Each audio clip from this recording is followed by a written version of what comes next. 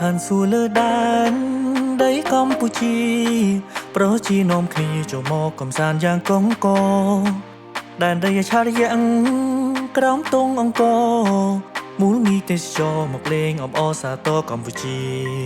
តារាសាទរកម្ពុជាលុបសន្តិភាពសាទរឋានសួគ៌លើដែន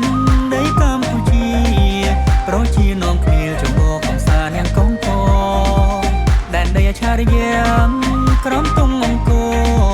មូលមីទេសចរមកលេងអបអរសាទរកម្ពុជាដាំដុះដោយក្តីស្រឡាញ់ផ្លែផ្កាវិញដោយស្នាមញញឹមកម្ពុជាសង្ឃឹមញញឹមទទួលស្វាគមន៍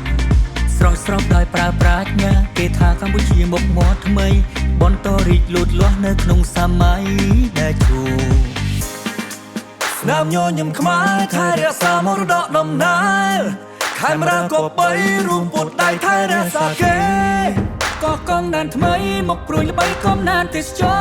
របរទេសក៏កឲ្យរីកបន្តកំណានសេដ្ឋកិច្ច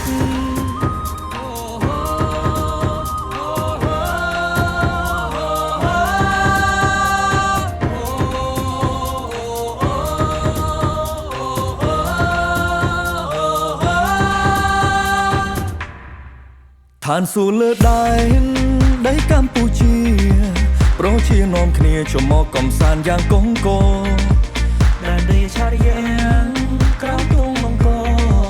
មូលមីទេសចរមកលេងអបអរសាទរកម្ពុជា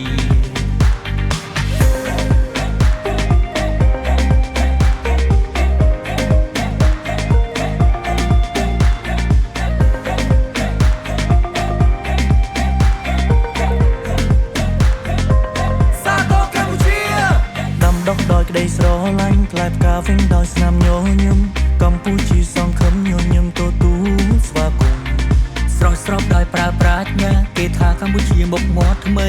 បន្តរីកលូតលាស់នៅក្នុងសម័យដែលជូរស្នាមញញឹមខ្មែរថែរក្សាមរតកដំណើរខេមរាក៏បីរួមពុតដៃថែរក្សាគេក៏កងដែនថ្មីមកព្រួយល្បីកំណានទេសចរបរទេសក៏កឲ្យរីកបន្តកំណានសេដ្ឋកិច្ច